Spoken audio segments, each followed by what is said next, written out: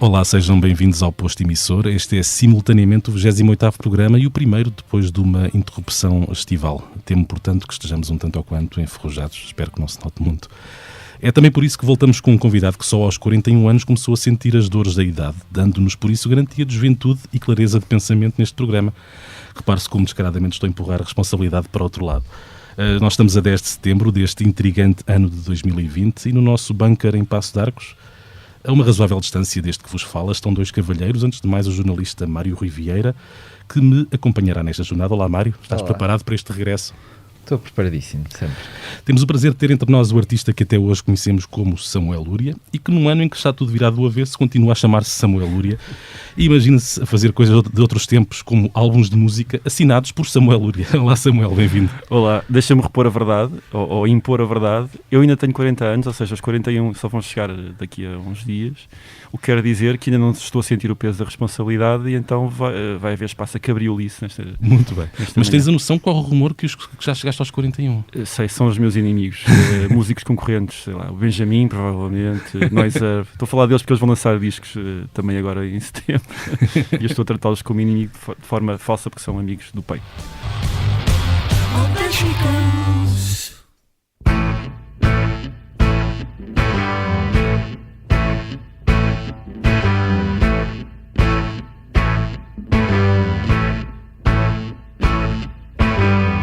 Temos estado a fingir muita dentição, mas não... Canções do Pós-Guerra é o título do teu novo álbum. Ele sai a 18 de setembro. Um disco que desassombradamente, ou assombradamente, quem sabe, encara o momento presente e o futuro com, vamos usar um eufemismo, uma certa falta de otimismo. Pelo menos parece-me que foi isso que...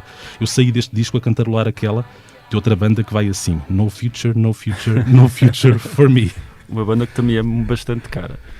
Sim, por acaso, isso é curioso, porque esse press release onde estavam contidas esses epítetos e esses assombros e essa falta de esperança e outras coisas que parecem muito negras sobre o último disco, foi escrito pelo Rui Português, que trabalha aqui ao lado, na Valentim de Carvalho, e eu não falei com o Rui nada sobre o disco, e houve alguns aspectos, coisas que ele escreveu, que não tinham sido propriamente conscientes quando eu as metia em canções e de repente a análise que ele faz do disco para mim faz todo o sentido e eu quase num exercício de revisionismo começo a achar que ele tinha razão e que de facto o pessimismo é um dos sentimentos que mais impera em algumas das canções que eu escrevo.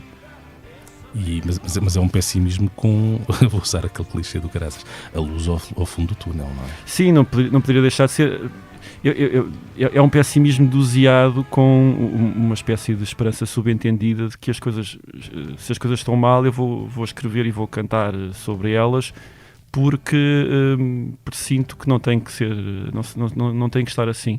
Não tem necessariamente de ser um pessimismo coletivo, embora o seja, mas não é um pessimismo coletivo na medida em que eu me ponho muitas vezes como a figura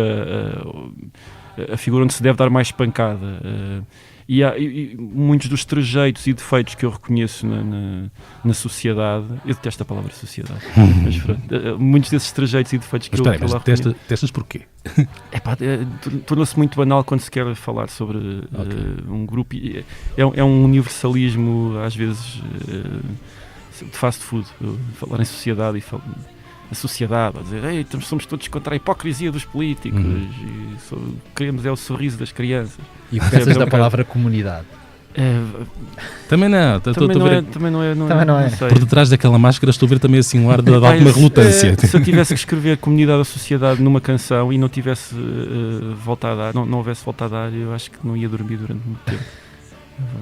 Mas eu estava a dizer, quando eu reconheço esses defeitos, normalmente reconheço-os primeiro em mim.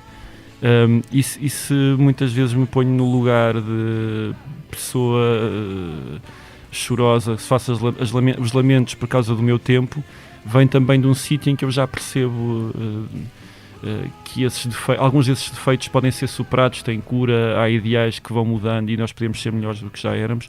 Nesse sentido, existe uma espécie de otimismo que é sobranceiro, mas não deixa de ser otimismo e não deixa de ser uma isto vai ser um grande paradoxo que eu não vou conseguir explicar, mas não deixa de ser uma sobranceria humilde, porque simplesmente me estou a colocar num sítio de quem já fez a geneira e acredita que existe redenção para um determinado número de falhas que são, acho que, inerentes, se não são à sociedade ou à comunidade, pelo menos são ao cidadão comum, que eu sou um cidadão comum.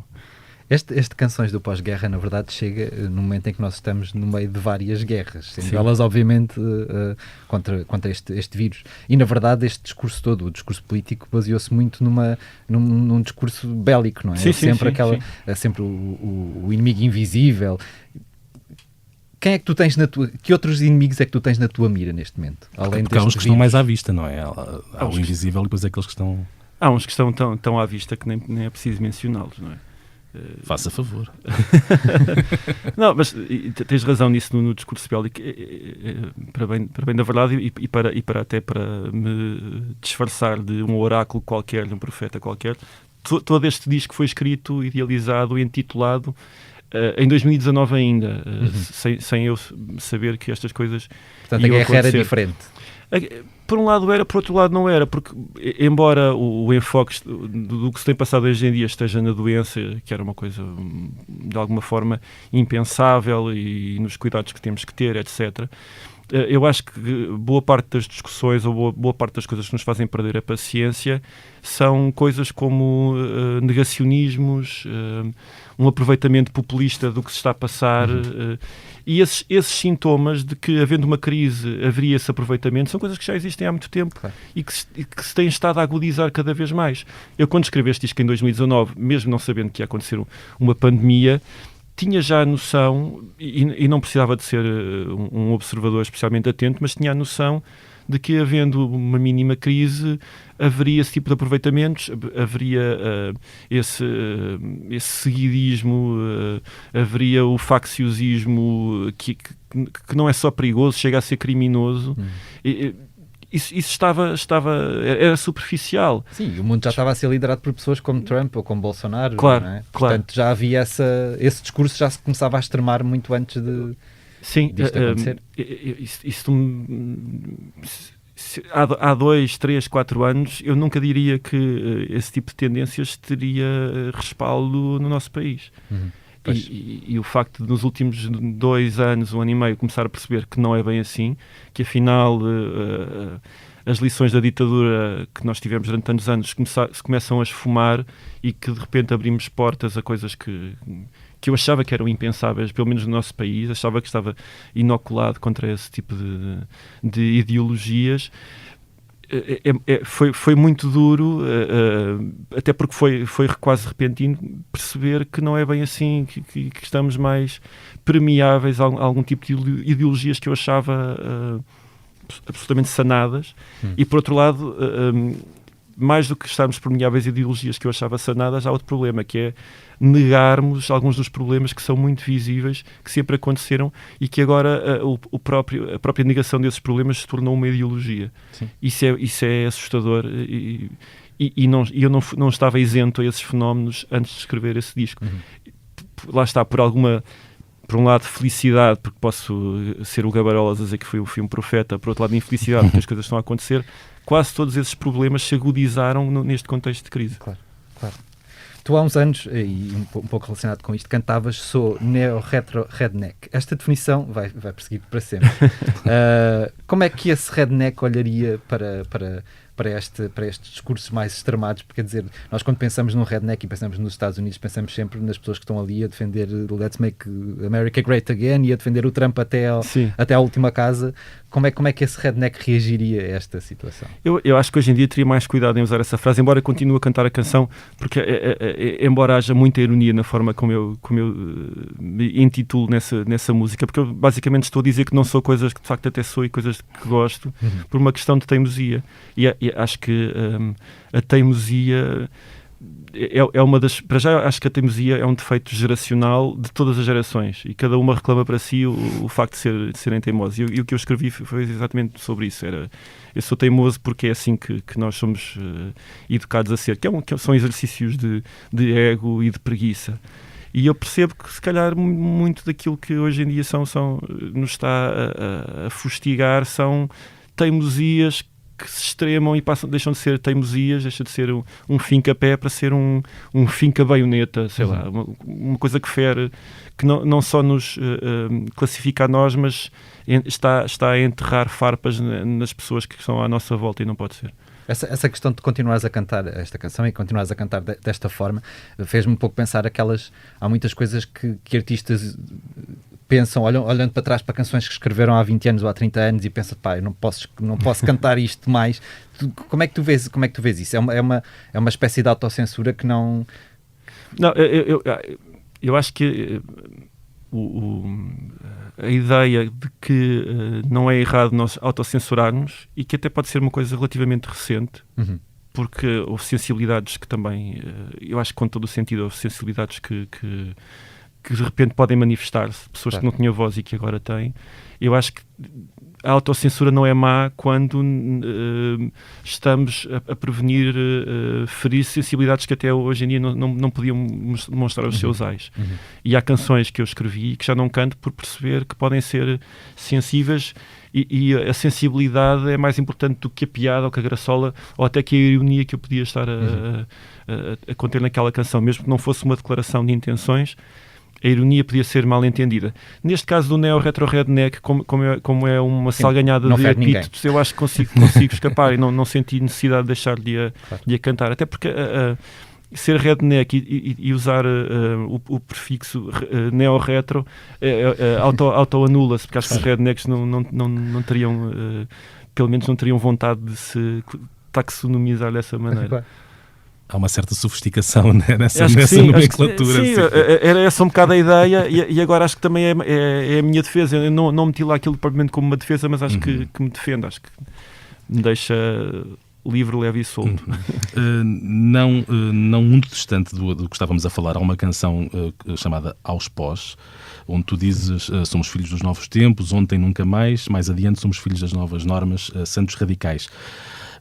A minha pergunta, e provavelmente vais dizer-me que já respondeste fazendo uma canção, esta canção, não é bem uma pergunta, eu acho que isto és tu a olhar com uma certa visão crítica, chamemos-lhe assim, para uma postura do cancel culture, do politicamente desperto. Sim e não.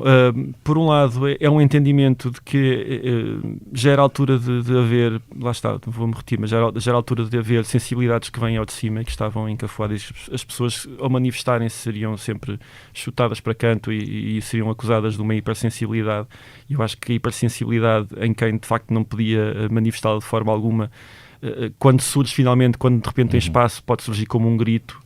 E é um grito que, sendo exagerado, nós temos que o entender e temos que respeitar, e muitas vezes temos que andar de acordo de algumas, sei lá, de alguns pedidos extraordinários que nos possam fazer de refriarmos hábitos que não nos custa nada refriar e que são significativos para quem de facto estava de alguma forma ostracizado ou enterrado debaixo do peso desses nossos hábitos.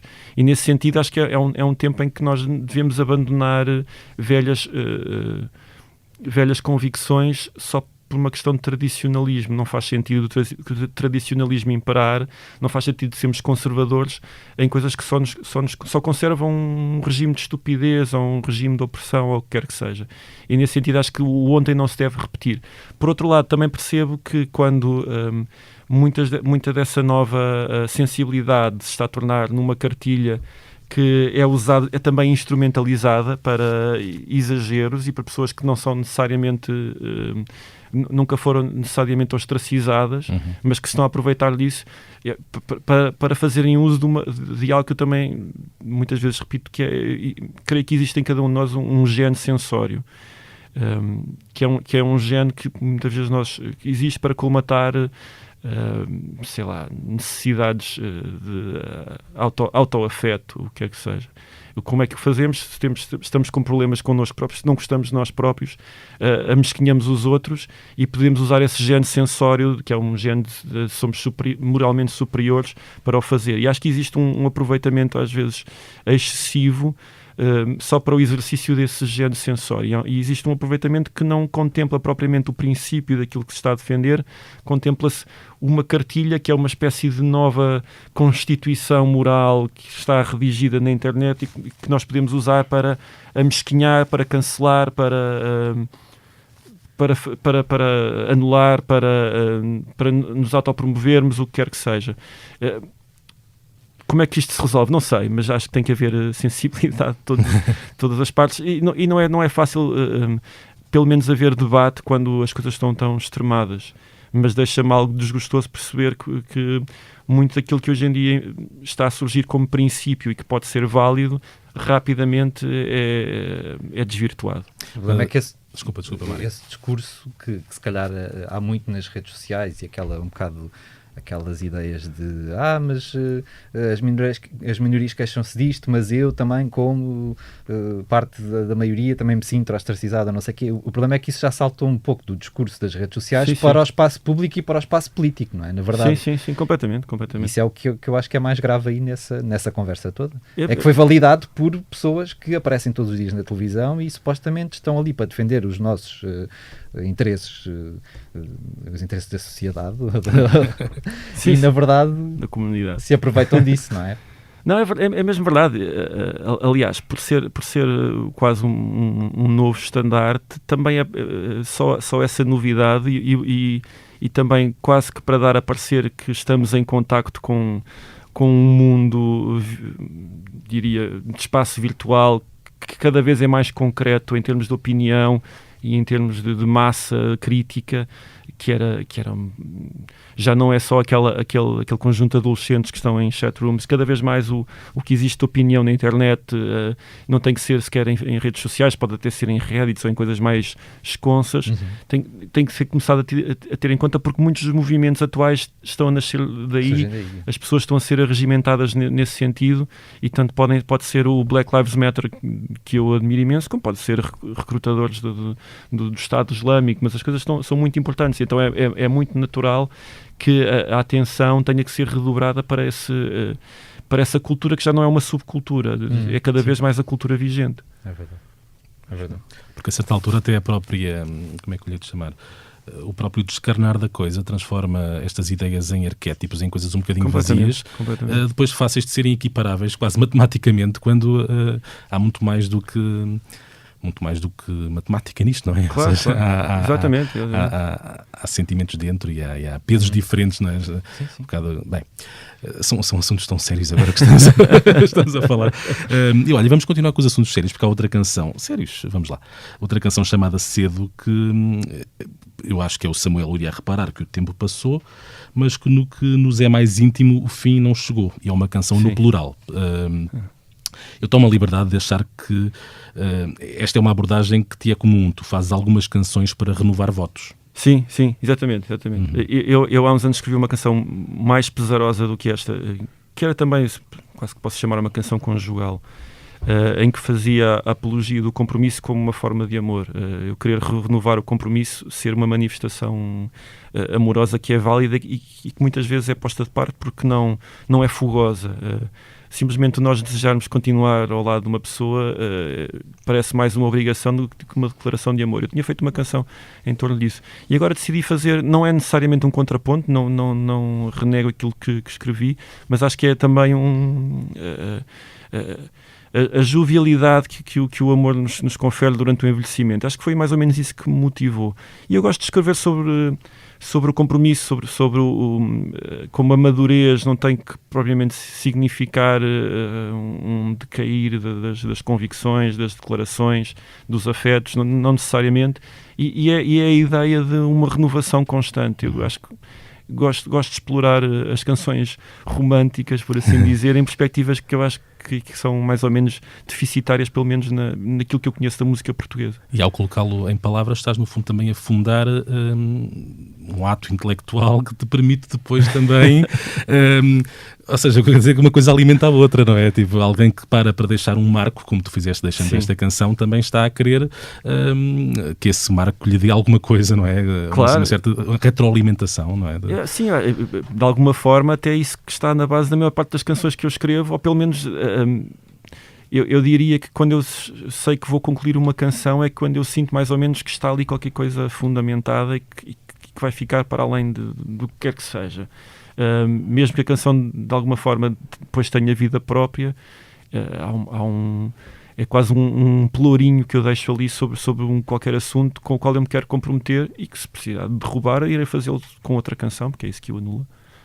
O disco termina com uma canção chamada Menina, que é também o nome de uma outra canção que tu cantas em dueto com a Márcia. É bem conhecida a afinidade que tu tens com a Márcia, mas quem é que seriam, se tu pensasses numa banda não oficial do Samuel Luria, quem é que seriam os outros elementos desta... Com quem é que tu te cruzas em termos musicais e em termos pessoais, que poderia fazer parte de uma banda do Samuel Luria, sim? Não sei se isso é uma pergunta muito fácil ou muito difícil, porque eu não tenho qualquer tipo de pruridos em cruzar-me musicalmente com pessoas da música que se tornaram meus amigos. E eu encontro neles características que são sempre aproveitáveis. E simplesmente, e vou ser muito romântico e lamechas nisso, mas eu acho que simplesmente por haver amizade já vai privilegiar que a música tenha algum tipo de conteúdo e que a partilha funcione de alguma forma. Eu tenho tido muitas colaborações ao longo dos anos com pessoas que poderão ser ou não conotadas com os meus géneros musicais, também seria difícil dizer só um género, que têm públicos que podem ou não ter que ver com o meu e que eu acho que poderiam elencar nessa espécie de banda, mas eu sou uma pessoa muito feliz quando posso ser amigos em palco e felizmente tenho podido ter muitos amigos em palco nos últimos anos. Aliás, desde que faço isto de forma profissional, ter podido convidar amigos tem sido um dos grandes prazeres e eu acho que também tem sido um dos grandes incrementos pelo menos aos espetáculos ao vivo. O que eu acho engraçado nessa discussão é, e eu acho que já ando a falar há muito tempo com os artistas que entrevisto sobre este assunto, que há um novo, e eu sei que não gostas da palavra, mas há um novo sentido de comunidade na música portuguesa. Eu não desgosto dessa palavra, sempre está assim, sim. Eu acho que, pelo menos eu acho que tenho observado isso sei lá, há 10 anos para cá. Eu acho que é uma coisa que sempre aconteceu muito na música brasileira, sem qualquer tipo de pruridos. Quer dizer, tinhas o Caetano Veloso a cantar com uma artista da Bahia, do que quer que fosse, forró, o que quer que fosse, e eu acho que se nota cada vez mais isso na música em Portugal. Tu sentiste essa evolução ou sentiste esse caminhar para uma coisa mais comunitária? Eu acho que não senti propriamente uma evolução no sentido em que a minha entrada na música, a porta para onde eu entrei na música, ou pelo menos de algum tipo de notoriedade, veio através da comunidade. O que eu acho que tem acontecido é que essas pessoas que são os meus colegas da altura, muitos deles, têm-se mantido mais ou menos nos lugares, de alguma forma, cimeiros, e têm cada um deles puxado para si mais gente, e então não sendo propriamente uma evolução, é quase como a comunidade fosse uma entidade aglutinadora, e de repente com muitos afluentes. Mas sim, ainda hoje muitas das pessoas que eu acho que estão bem, não só pessoas que continuaram na música, como acho que também um modelo, por exemplo, um modelo comunitário de quando eu entrei na música com a malta da Flor Caveira, com a malta da Amor Fúria, com da Merzbau na altura, e andávamos muitas vezes juntos, íamos convidados para festas de rádios, etc. Íamos em matilha, e aquilo era divertido e dávamos nas vistas por causa disso. Eu hoje percebo que esse modelo também tenha pegado em, sei lá, os miúdos hoje em dia, miúdos, não estou a ser paternalista, estou mesmo a falar uma questão de geração, mas os miúdos da Cucamonga, os miúdos da Fetra, etc. Malta que também gosta de estar em matilha, estarem juntos para discutir música. Quando acho que isso se calhar hoje em dia não acontece tanto, porque também sendo mais velhos começámos a ter famílias, claro, e outro tipo de compromissos, mas ainda assim mantém-se esse espírito.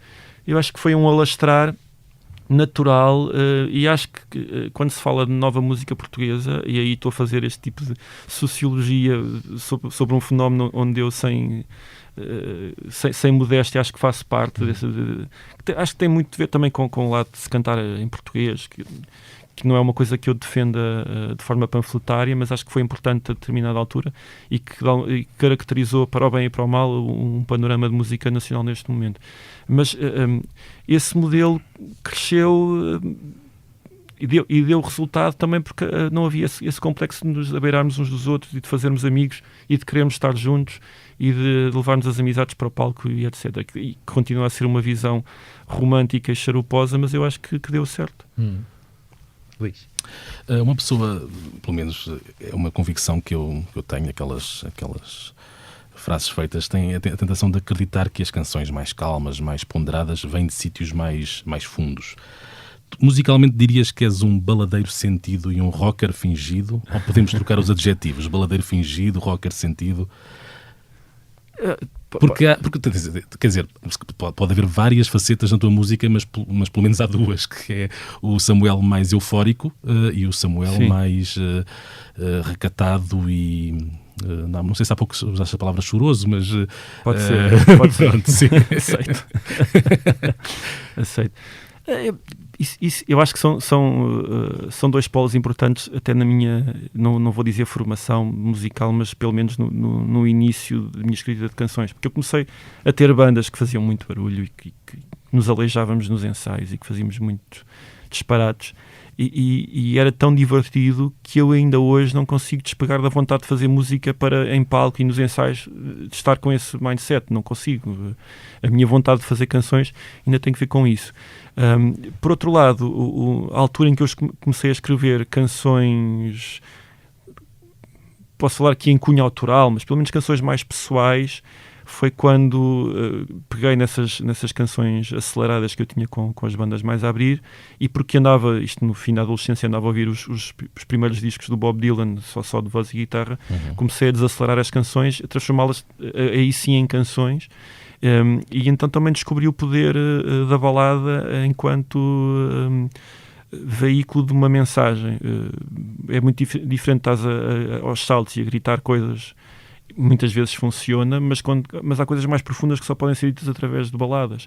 E há públicos que abrem o coração, não abrem só os ouvidos quando estás a tocar uma canção mais calma. E então, durante alguns anos, como não tinha ninguém que me acompanhasse nesse espectro mais baladeiro, andei sozinho, voz e guitarra, aí pelo país, a dar concertos em salas pequenas, e foi também aí a minha formação. Então tenho afeto por ambas as modalidades, ou por coisas que sejam intermédias.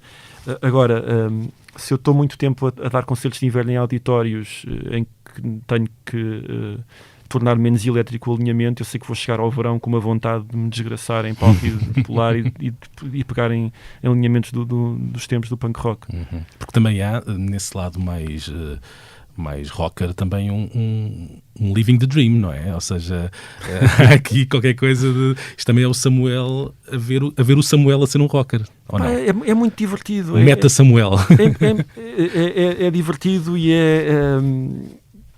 eu não sei, não sei se faz propriamente aqui um exercício de limpeza de alma, de exorcização, o que quer que seja, mas é viciante também.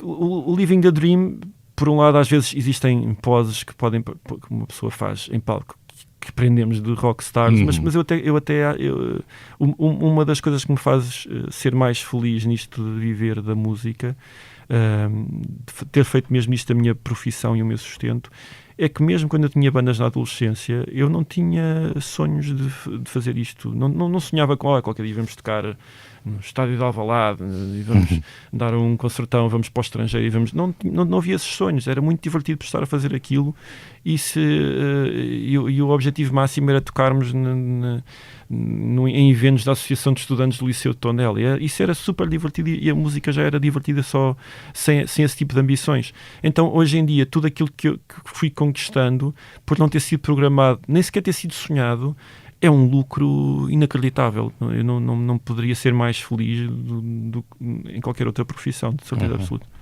Olha, a próxima pergunta que o Mário tem preparada liga bastante com esta... Sim, estavas a falar de palco, não é? Estavas a falar de palco, e óbvio que esta pandemia teve e está a ter efeitos devastadores no mundo do espetáculo, não é? Como é que tu estás a ver este regresso aos palcos? Como é que estás a ver este processo de vamos lá voltar a fazer, vamos lá ver como é que isto resulta, se corre tudo bem? Como é que tu estás a ver isso? Eu acho que há uma cautela, quer dizer, não é bem uma cautela porque não há grande coisa a fazer. por um lado, eu estou com o dever de sentido cumprido, ou seja, tudo o que eu podia fazer eu fiz e estou à espera que haja oportunidade para poder fazer mais. Coisas que eu não controlo. Há uma expectância em perceber como é que vai ser o futuro, mas por outro lado também redobrou-se a pica de tocar, no sentido em que nós, como não sabemos se daqui a 2, 3 meses podemos estar a dar concertos, os que pudermos agarrar vamos dar tudo. Claro. E acho que isso, embora por questões infelizes e por incertezas que não são nada desejáveis, acho que em termos, sei lá, até vou dizer artísticos e estéticos, o que quer que seja, de entrega, vão ser muito favoráveis em quem sabe que não pode não andar sempre a fazer isto. Então, eu sou muito sereno quando penso nos concertos que tenho que fazer, nunca fico nervoso, nunca fico ansioso, e agora estou com uma ansiedade que não é aquela ansiedade incapacitadora, estou com muita vontade de ir para palco, mesmo com muita vontade.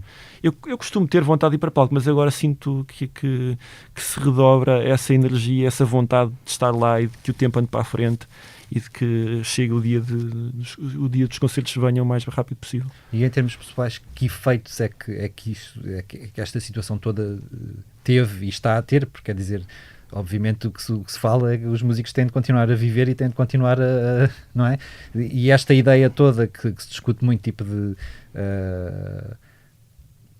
ser artista, óbvio que é uma profissão que tem de ser remunerada e que as pessoas continuam a olhar um pouco para os artistas, quer sejam músicos, quer sejam atores, o que quer que seja, como estão ali para nos divertir, e aquilo na verdade não é... Eu vai trabalhar mandrião, não é? Essa é a questão mais complicada, porque eu entendo que para as pessoas o consumo cultural, o consumo artístico não sejam bem de primeira necessidade, e tendo em conta que a economia não vai melhorar nos próximos tempos, muito pelo contrário, aquela noção de que uma pessoa pode subsistir vendendo a sua arte diretamente para o consumidor, que a remunera conforme as suas possibilidades, imagino que se torne bastante difícil quando muitas pessoas vão ter menos poder de compra, e o dinheiro que tiverem, a prioridade obviamente não será para esse tipo de escapes, de ir ver concertos, ou de ir ao cinema, ou de ir ao teatro, etc. Por outro lado, quer dizer, o que é que nós podemos fazer face a isto? É triste pensar, se eu quiser subsistir tenho que mudar de profissão, ou será que é preciso desistirmos todos durante algum tempo para que de repente nos deem a importância que nós merecemos? Existe uma tradição de um apoio moral por parte das instituições aos artistas, gostam todos muito de nós. Esse apoio nem sempre se torna formal, as leis nem sempre mudam para nos facilitar a vida, ou até para tornar as nossas declarações de impostos se calhar um bocadinho mais justas, etc. O que é que vai acontecer agora? Eu não faço ideia. Eu não sei quando é que esse apoio moral, esse apoio espiritual e teórico, até que ponto pode passar a alguma coisa efetiva, porque qualquer medida que seja tomada em relação aos artistas ou em favorecimento dos artistas vai ser criticada por quem acha que está a esbanjar dinheiro em saltimbancos. Portanto, converter o moral em numerário é também aqui uma aspiração, não é?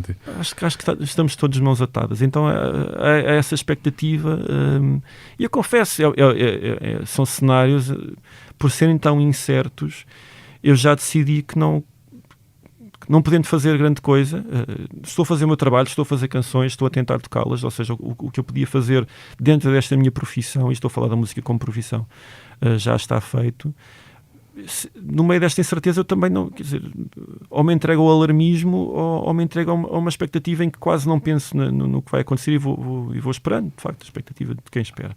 E então estou um bocado mais nessa segunda opção, de uma vez que não posso fazer nada, vou ver no que é que isto vai dar.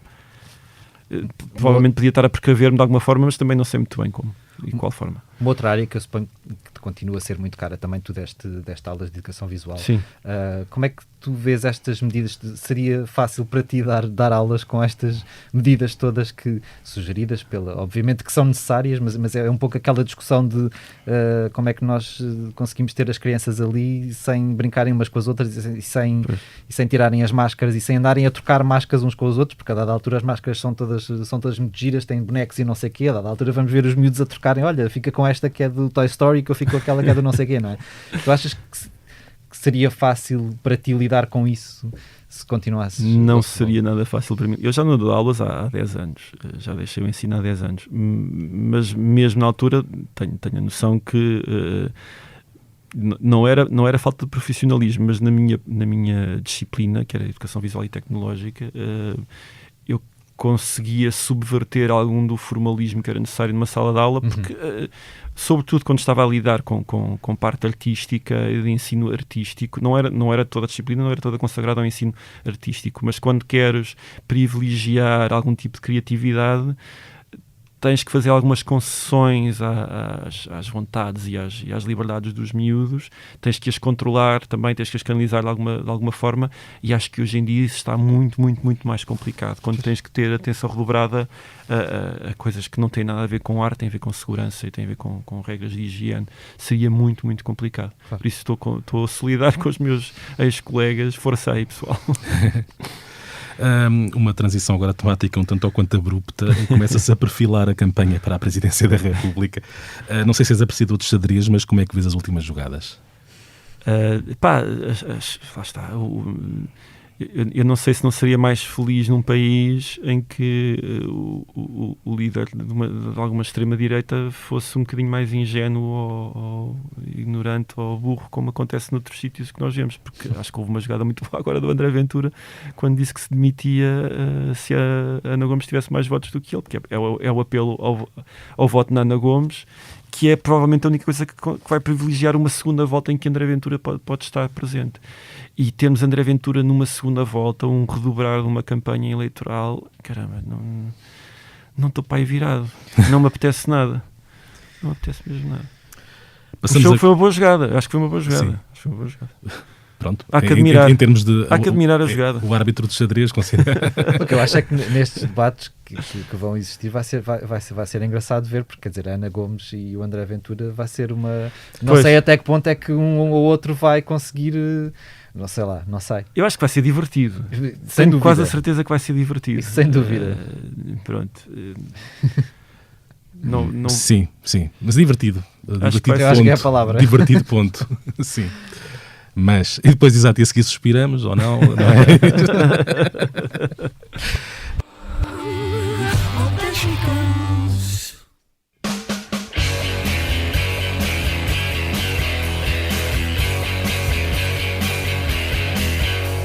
Passamos agora neste posto emissor ao tema que marca a semana. Na verdade, vem marcando os últimos meses. Ao longo deste verão, a festa do Avante foi um assunto que explotou discussão acesa, nem sempre polida, nem sempre clarividente, nem sempre política também. Mas o que é certo é que o evento realizou-se. Teve política, teve concertos de Mão Morta, de Chutos, de Dead Combo, Capicua, e foi visto pelos músicos que nele participaram, isto em declarações ao Expresso, como uma espécie de tubo de ensaio de experiência. Aliás, não só pelos músicos, porque também sabemos que passaram pela Quinta da Atalaia a promotores de festivais e outros agentes da indústria. Neste aspecto, foi uma espécie de feira do Avante. Samuel, o que é que achas que aprendemos, ou não, com o Avante 2020? Acho que se aprenderam muitas coisas mais, porque houve discussões paralelas e houve defesas e contrariedades que eu acho que não estavam propriamente a ir ao certo da questão. Fico muito contente que tenha corrido tudo bem e fico contente que o modelo tenha sido aplicado de uma forma, pelo menos a mim pareceu-me muito eficiente, e se for o template para que festivais se possam realizar, mesmo apesar da seca das pessoas terem que estar sentadas, etc., a simples possibilidade de estarem quase 20 mil pessoas num sítio distribuídas de forma ordeira.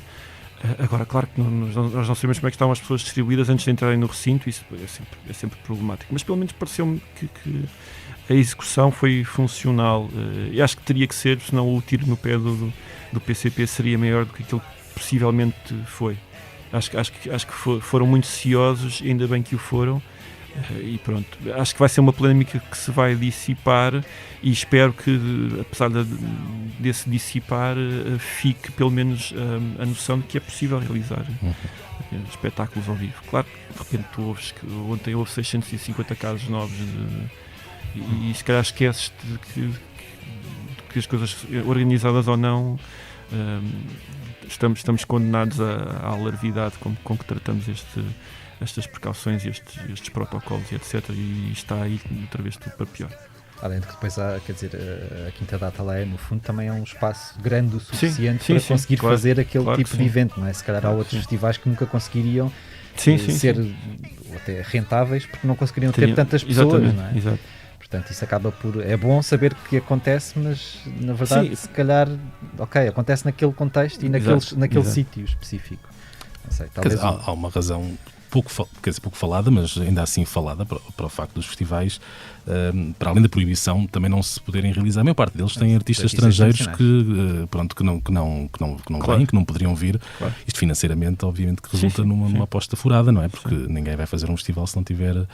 Quer dizer, quando falo de um festival, falo de um Nós Alive, de um Superbox, de um Rock in Rio. Pronto, contra nós falamos, mas não é com um cartaz estritamente de música portuguesa que aqueles festivais podem continuar a existir. Não é, até porque isso desvirtuaria um pouco o festival em si, não é? Tipo, passava a ser um Nós Alive diferente. Se fosse só com artistas portugueses, claro, não seria um Nós Alive, seria outro tipo de... Seria outro festival com outro nome, não é? Na verdade. Exato.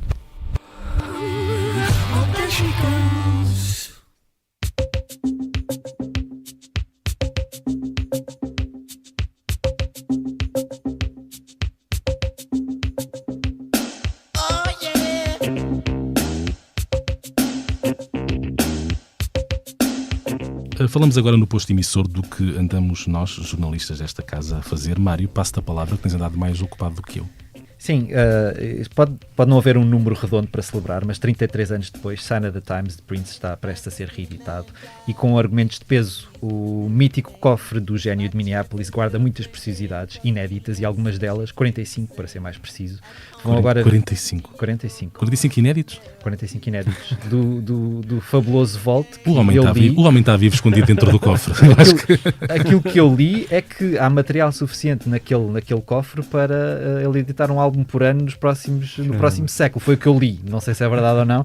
Aliás, eu questionei e ia falar disso agora a seguir. Eu falei com Matt Fink, teclista da banda The Revolution. Dr. Fink também, conhecido como Dr. Fink, exatamente. Que acompanhou Prince nos anos... Esta banda, os The Revolution, acompanharam o Prince nos anos 80 e desintegraram-se pouco antes de Sign of the Times chegar às lojas. Algumas das canções que compõem este buquê desta reedição foram gravadas para um álbum que não chegou a ver a luz do dia e que tinha como título Dream Factory.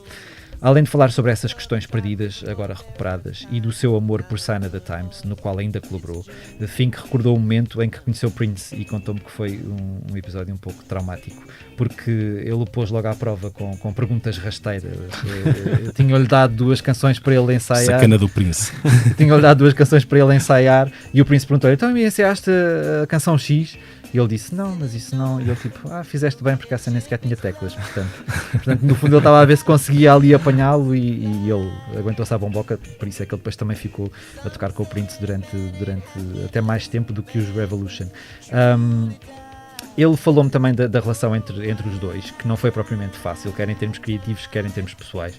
Confessou que começou por ser amigo próximo de Prince, confidente foi a palavra que ele usou, mas que quando seguiram caminhos distintos no início dos anos 90 já nem falava diretamente com ele, só com as secretárias dele.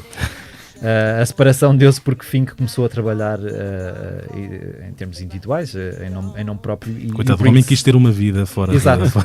E o Prince não gostou que ele se tivesse negado a atuar no Rock in Rio, no Rio de Janeiro, em 91, porque tinha outras coisas para fazer em nome pessoal. Quando o Prince morreu em 2016, eles começaam a falar de uma reunião com os Revolution, algo que acabaria só por acontecer depois da sua morte, ou seja, eles reuniram-se efetivamente. E o Matt Fink disse-me que foi uma experiência agridoce, porque estavam muito ansiosos por se reunir com ele em palco e obviamente não aconteceu. Estas e mais histórias sobre o Prince e um dos seus álbuns mais celebrados vão poder ser lidas em breve no Jornal Expresso. Eu creio que por volta de 18, 19 de setembro. Há de ser. Posso garantir, parece aqueles programas de desporto em que depois há um gajo. Sim, É um scoop. neste momento está a assinar com o Eintracht Frankfurt. Encontra-se no aeroporto com o seu agente. Chamo também a atenção para Sonic Boom, o ex-Spaceman 3, e nos últimos anos um feliz residente em Galamares, Sintra. Mário, tu que conheces Sintra? Conheço bem Calamares. Então, O que é que eu tenho a dizer Sim. sobre Calamares? Acho que não tenho grande coisa para dizer. Mas é bonito, não é? Tudo em Sintra é bonito. Tudo em Sintra é verdade. bonito. Por isso é que eu já não vivo lá. Estou a brincar. Gosto muito de Sintra, de ir lá de vez em quando, mas... Ao longo da década passada, o Peter Camber, de seu nome, tem-se notado mais como produtor. Ele produziu os MGMT, o Panda Bear, Beach House, Moon Duo. Tem um disco chamado All Things Being Equal e é o primeiro álbum enquanto Sonic Boom desde 1990, portanto há 30 anos que ele não lançava com este moniker, como se diz nos mercados anglo-saxónicos. Ele foi gravado em Portugal e Camber diz que tem muita natureza sintrense lá dentro. Para ler na revista do Expresso a 12 de setembro. O que quer que isso signifique, natureza sintrense? Ficarás tu e quem nos estiver a ouvir a descobrir, depois de ler a minha boa prosa na próxima revista. No site da Blitz ainda frescas estão integralmente disponíveis entrevistas com Jorge Palma, aos 70 anos, e David Bruno, que não terá muito mais do que 30 e que editou recentemente Raya Shopping, um disco que eu tenho a certeza que o Samuel Luria já ouviu. Já ouvi, já. E então? Gosto bastante. Eu gosto muito do Aliás, tu participas... É verdade, no disco anterior. Faço lá uma perninha. Uma chamada telefónica, não é? É verdade. E a circunstância que eu conheci o David, aliás, não foi bem conhecê-lo, é engraçada, porque o David criou uma página que era a gozar comigo, que era no Facebook, que era... Essa parte não sabia. Ele tinha usado umas fotografias tiradas pela Rita Carmo, que vocês devem conhecer. Será que a Rita Carmo sabe? Ele é muito ciosa. Não, mas ele não adulterou as fotografias. Ele fez uma página do photoshoot que eu fiz do último disco, que tinham sido feitas pela Rita Carmo, fotografias promocionais. Ele criou uma página que era: se o Samuel Luria consegue ser sexy com entradas, eu também consigo. Pá, eu achei um piadão àquilo. Eu, normalmente eu fico sempre muito amigo de quem consegue gozar comigo com piada. Sim. E achei mesmo muita piada. E pronto. Ele escreve naquele site o reviews de tudo, em que tem pequenos textos. Imagina, aquelas, como é que se chamam aquelas? Agora estou com uma branca. Aquelas mobílias de canto, aqueles bares dos anos 80 e 90, aqueles bares de canto, não é? Que as pessoas punham na sala para depois servir uns whiskies velhos aos convidados, whiskies velhos e novos e alguns baratos. Imagina, mobília de canto ou bar de canto de sala, depois tem um texto e no fim diz tipo 7 em 10, como se fosse uma crítica profissional a um álbum, por exemplo. Mas sim, Raya Shopping é um disco que fala sobre a experiência do David Bruno na terra dos pais e dos avós, portanto na Raia, não é? Entre Trás-os-Montes e a Beira Alta. E é um disco também com... Olha, se o Pete Camber tinha Sintra dentro, o David Bruno tem uma parte de Portugal dentro dele também.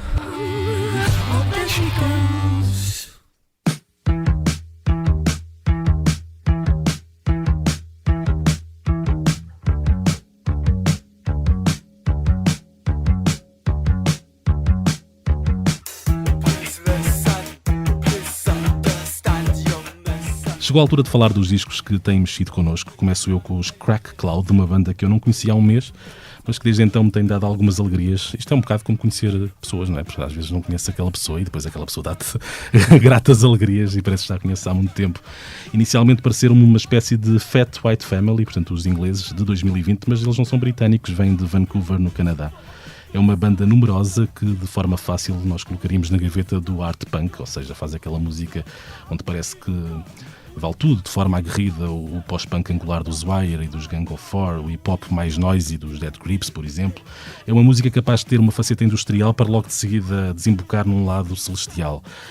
É daquelas misturadas que às vezes a gente torce o nariz, não é? Pensa assim, isto é quente e frio e a seguir e a seguir é iogurte e depois é uma caldeirada, pronto, enfim. Mas é daquelas bandas guerrilheiras que parecem saídas daqueles filmes dos anos 80 que mostravam cidades pós-apocalípticas com gangues rivais, em que a gente não sabe à partida quem é que está do lado do bem. Eu acho que eles estão do lado do bem. O álbum chama-se Pain Olympics, Olimpíadas da Dor. É um título apropriado também para este intervalo da vida. Mário, o que é que se passa nos teus ouvidos? Eu também descobri há pouco tempo um artista que também me tem dado bastantes alegrias, como tu dizias. O álbum que eu trago esta semana tinha-me passado despercebido. Culpa a pandemia por isso. Salvador é o primeiro álbum do britânico com ascendência chilena, Sega Bodega, e já saiu há alguns meses, mas é um dos discos que certamente ficará muito bem posicionado nos meus favoritos de 2020. Neurótico, sombrio, experimental, Salvador junta canções que caem muito bem num ano meio apocalíptico. Esta palavra está a ser muito usada. Masochism, Raising Hell ou Smell of the Rubber são algumas das canções que melhor representam um artista que foi ganhando nome ao produzir canções para nomes emergentes das eletrónicas mais desalinhadas, como Shy Girl, Brooke Candy, Dorian Electra ou Zebra Cats. É também amigo de Arca. Desculpa, para falar de nomes que ninguém conhece, estás cá tu. Exatamente. Ele é também amigo de Arca, pronto, se calhar seria o nome mais conhecido aqui, o que logo à partida me entusiasmou. Este Salvador, que é o seu verdadeiro nome, mostra bem esse desalinhanço que lhe corre no sangue, compondo um coquetel efervescente de pop, hip-hop e R&B, que tem como momentos mais sóbrios uma minimalista Calvin e uma confessional Heaven Knows. Samuel, e tu já ouviste o disco da tua comparsa 10? Já ouvi que o disco já saiu há algum tempo. Mandei, ela canta no teu disco, a Cat Falcão. Pá, a Catarina é um talento raro. Eu acho que ela vai ser muito grande. Acho mesmo. Estou mesmo convencido que ela vai ser muito grande. Este campeonato de, sei lá, Dream Pop, Shoegaze, o que quer que seja, que não está assim tão explorado, sobretudo por senhoras em Portugal. Acho que, pá, se ela não for grande, acho que vai ser uma grande injustiça. Acho mesmo. Tem muito talento aquela miúda. E a irmã também, mas a Catarina está enquanto autora. Aliás, enquanto irmãs tem os Golden Slumbers. Sim, ela tem duas irmãs, depois também tem a Marta, que tem o seu projeto a solo também, mas a Margarida e a Catarina, com que eu estou mais vezes, acho que são mesmo talentosíssimas enquanto intérpretes, mas muito boas escritoras de canções, e acho que a Catarina está num domínio absoluto da escrita de canções. Voltaremos a falar sobre ela neste programa, uma vez que ela tem um concerto de apresentação, aliás, numa data muito próxima, mas já lá vamos.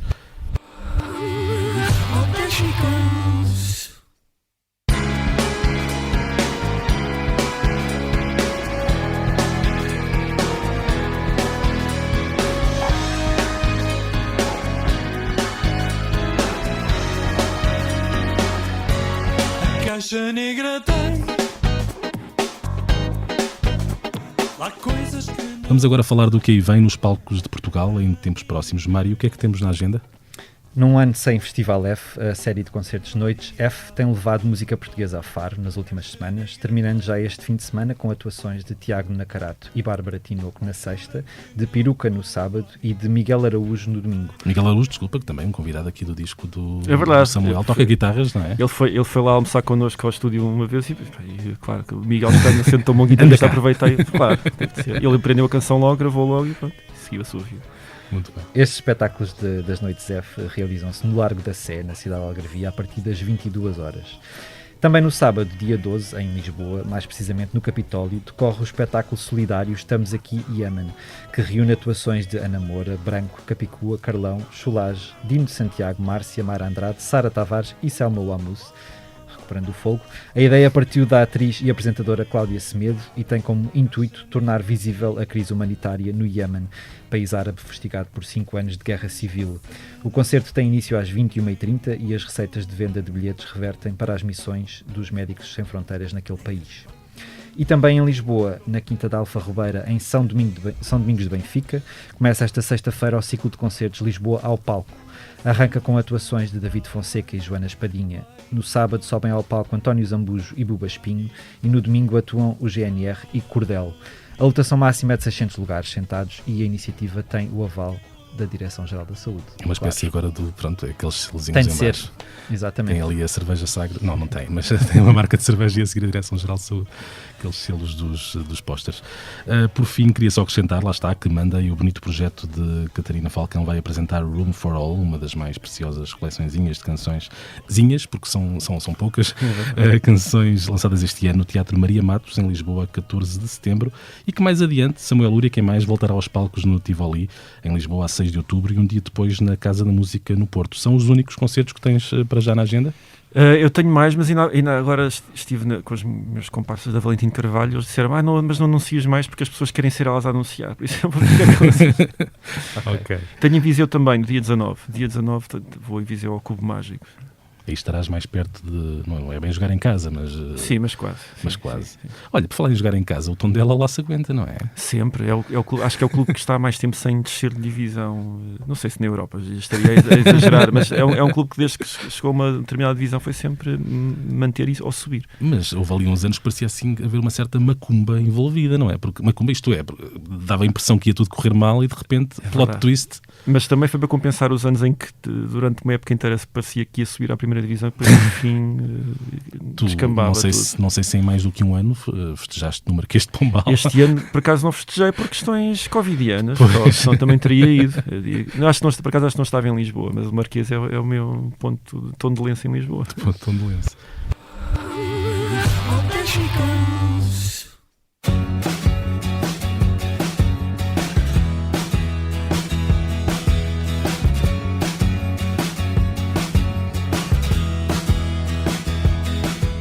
Chegamos ao fim de mais um posto emissor, o primeiro depois de uma pausa de 1 mês e pico. Espero que tenham tido saudades. Eu pelo menos tinha saudades de ter conversas com pessoas, apesar de termos todos aqui a nossa mascarazinha e por isso acho que vamos sair daqui bem saudáveis. Comigo esteve o jornalista Mário Rui Vieira, o nosso convidado foi Samuel Lúria, que ainda aqui está, e como é hábito, terminamos com um momento poético, uma récita, digamos assim, por parte do convidado. Samuel, o que é que nos vais trazer? Olha, então eu vou ler um poema... Em papiro, segundo posso constatar. Sim, esqueci-me de trazer o livro. Mas vou ler um poema que vocês vão perceber pelo fim e pelo início porque é que ele foi escolhido, porque tem a ver com os tempos presentes. Só que foi escolhido há mais tempo porque eu inspirei-me neste poema para escrever uma canção. O título serviu-me de título a uma canção. É um poema da Ingeborg Bachmann chamado O Tempo Aprazado e que vai assim. Vamos lá. Vêm aí dias difíceis. O tempo, até ver aprazado, assoma no horizonte. Em breve terás de atar os sapatos e recolher os cães nos casais da lesíria, pois as vísceras do peixe arrefecem ao vento. Mortiça arde a luz dos termoceiros, o teu olhar abre caminho no nevoeiro, o tempo, até ver aprazado, assoma no horizonte. Do outro lado enterra-se-te a amante. A areia sobe-lhe pelo cabelo a esvoaçar, corta-lhe a palavra, impõe-lhe silêncio, acha-a mortal e pronta para a despedida depois de cada abraço. Não olhes em volta, ata os sapatos, recolhe os cães, lança os peixes ao mar, extingue os termoceiros. Vêm aí dias difíceis. Muito bem. Muito bem.